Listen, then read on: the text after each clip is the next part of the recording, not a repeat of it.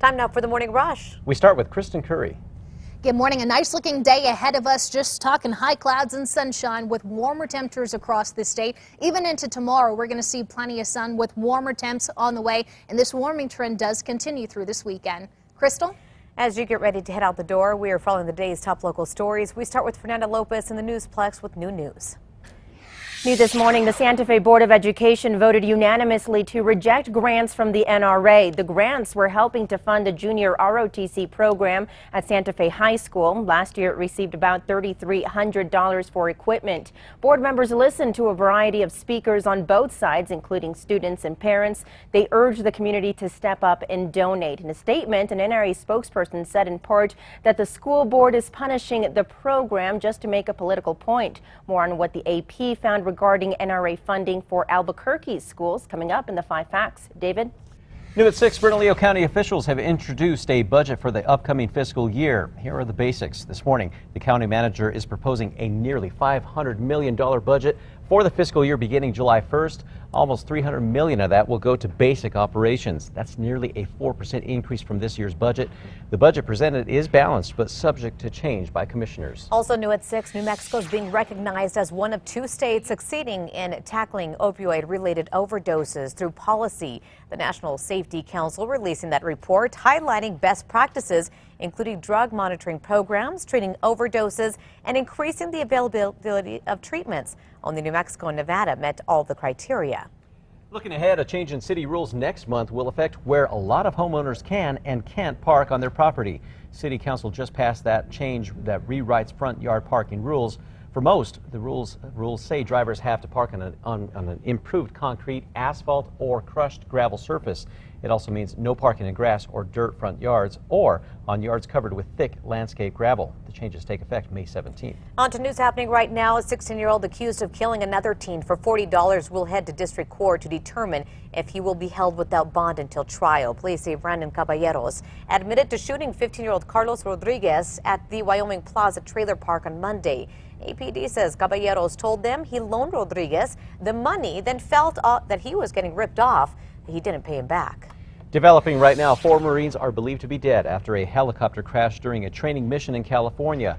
This morning, the military says the chopper went down shortly after 2:30 yesterday. This is a few miles from the U.S.-Mexico border on the west coast. Now, no word on exactly what happened or the names of the crew members. This morning, the cause of the crash is under investigation. Also new this morning, authorities now know the name of the suspected shooter who opened fire at YouTube headquarters in Northern California. CBS News confirms the suspect was 38-year-old Nasim Agdam, an animal rights activist who used YouTube for her cause. Police say she started shooting inside the courtyard, hitting and injuring 3 people before turning that gun on herself. Police are now looking into her past. This morning, a suspected burglar is recovering in the hospital after being shot by a homeowner. It happened near Wyoming Paseo yesterday morning. Police say Michael Dunn used a back door to get in and pulled a knife on the homeowner when the man confronted him. Police say the homeowner shot him in the buttocks. Dunn is expected to recover and is charged with aggravated burglary. Police are not charging the homeowner. Also this morning, a man is in police custody accused of leading officers on a chase through the North Valley in a stolen truck. Officers say they spotted 24-year-old Oscar de la O driving erratically near 12th Street and I-40 last night. Police say after they started following him, he sped off, driving in opposite lanes of traffic. Police eventually stopped him and arrested him after running into his mother's house. This morning, undocumented families are able to use a new app to help them know their rights and get in contact with family in an emergency.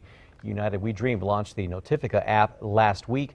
It allows dreamers to set up pre-written messages for loved ones or legal advocates if they have been detained or are at risk of deportation. It also gives advice for undocumented people if they're confronted by immigration officials. Turn now to some breaking overnight news for you. The Washington Post is reporting President Trump is not a criminal target of special counsel Robert Mueller at this point. Mueller reportedly told the president's attorneys last month that he is continuing to investigate the president. CBS News has learned Mueller is also preparing a report detailing the findings of his Russia investigation, including potential obstruction of justice. Today marks 50 years since the assassination of Dr. Martin Luther King Jr. Thousands come together to mark the anniversary in Memphis and across the country. Dr. King was just 39 when he was killed in Memphis. Those who remember the civil rights leader are not only looking back at his legacy, but ahead to the future. And along those lines, today UNM is planning a vigil and panel discussion to honor the King. And the New Mexico Martin Luther King Jr. Commission will also celebrate him tonight at Shiloh Missionary Baptist Church. Kristen. No major weather threats here in the metro today. Our threat index down to 1, only for some breezy conditions at times. Those winds up to about 15 miles per hour. Everything else looks good. Sunshine and 70s moving back into the Albuquerque area. Sarah? A unique choir is helping people recover from brain injuries or brain differences through song. Members of Neuro Choir may be recovering from stroke, brain surgery, or traumatic injury. They are now faced with obstacles like language problems, speech difficulties, or social impairment. Director Jessica Richardson says the choir is a result of research being done at UNM to help people recover from brain differences. Neuro Choir meets twice a month. Their next meeting is tomorrow. Crystal. On to news happening right now. Teens can now apply for Mayor Tim Keller's Youth Advisory Council. Members of the council serve as liaisons to other organizations and promote programs that prevent youth crime. They'll also work on developing and implementing an annual public service project. The council meets the first Thursday of every month at City Hall. We have details for you at alwayson.krqe.com. As you wake up, New Mexico State University is narrowing down its search for a new chancellor. According to the Las Cruces Sun News, the search committee says at least 5 candidates up for the job will be announced on the week of April 11th. Current Chancellor Gary Carruthers is set to retire in July after serving since 2013. The Board of Regents announced it would not renew his contract. Happening in just a few hours, an animal rescue group will transport shelter animals from southeast New Mexico to 2 other states. Dog is My Co-Pilot will fly more than 100 dogs and cats from overpopulated animal shelters in the Roswell and Hobbs area to Colorado and Utah animal rescue groups. Organizers say this will save the animals from being euthanized. And if you're looking into getting a new car loan, you may want to listen to this. Interest rates on new auto loans have hit their highest point in nearly a decade. Car buying advisors at Edmunds say the APR on new financed vehicles averaged 5.7% in March. That's up more than 1% from 5 years ago. Analysts attribute the rate hike to large automakers looking for ways to address slowing sales. Here's some new facts for you on this Wednesday morning. The CDC reports germs with unusual resistance to antibiotics are widespread in the U.S. In 2017, there were more than 200 instances of germs that cannot be killed by most antibiotics or germs that can spread resistance to other bugs. The CDC says it's critical to quickly identify these threats to stop the spread of antibiotic resistance. Kristen. Time now for a check on your Wednesday morning commute. We have reports of the traffic lights not working correctly at Louisiana and Uptown Boulevard. Just a reminder to treat that as a 4-way stop. In our normal slowing I-40 eastbound near Coors and I-25 southbound near Osuna. A story making headlines this morning. The dean of New Mexico State University's Honors College is offering acceptance letters to Florida students leading the charge against gun violence. The dean reached out after one of the survivors of the Parkland shooting, David Hogg, didn't get into the university of his choice. The dean says she'll even help Parkland students raise money to help pay for school at NMSU. So far, she has not received any responses.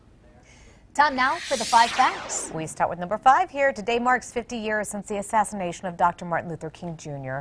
Thousands planning to come together to mark the anniversary in Memphis and across the country. That does include here in New Mexico. Today, UNM is planning on holding that vigil and a panel discussion to honor the late civil rights leader. If you want more details on more celebrations, go to our website. That's KRQE.com. At number 4, a New Mexico family is offering a $5,000 reward to find out who killed their son decades ago. Jamie Gonzalez was hit and killed on Highway 314 in Los Lunas while he was out riding his bike on May 8, 1993. His family says he was run over twice before someone stopped to help.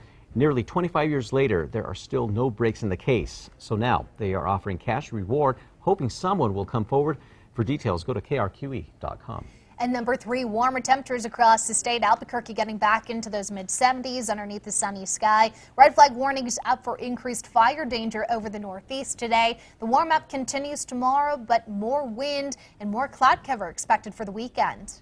At number 2, this morning, 19-year-old Jordan Nunez is officially charged after a grand jury indicted him for his alleged connection to the brutal death of a 13-year-old boy in Nambe. Nunez was arrested in January after Santa Fe County deputies say he helped his father, Thomas Ferguson, bury Jeremiah Valencia's body. Investigators say Ferguson tortured the boy, forcing him to live in a dog kennel before he died. Nunez is charged with child abuse, tampering with evidence, and conspiracy in the case. The boy's mother is also charged. That brings us to number one now. Also new this morning, Santa Fe Public Schools says it will no longer take funding from the National Rifle Association. It was a unanimous decision by the school board to no longer accept grant money from the NRA for the school's ROTC program. The decision came after some heated debate. Some in favor of the board. The NRA did release a statement before the vote saying the money in question is raised by the Santa Fe community. Some during the debate were not in favor of the board's decision. According to the AP, Albuquerque Schools is among one of the schools to receive the highest amount of money from the NRA for their junior ROTC programs, which included $126,000 between 2010 and 2016. We'll continue following the story throughout the day. You could find more details on our website. That's KRQE.com.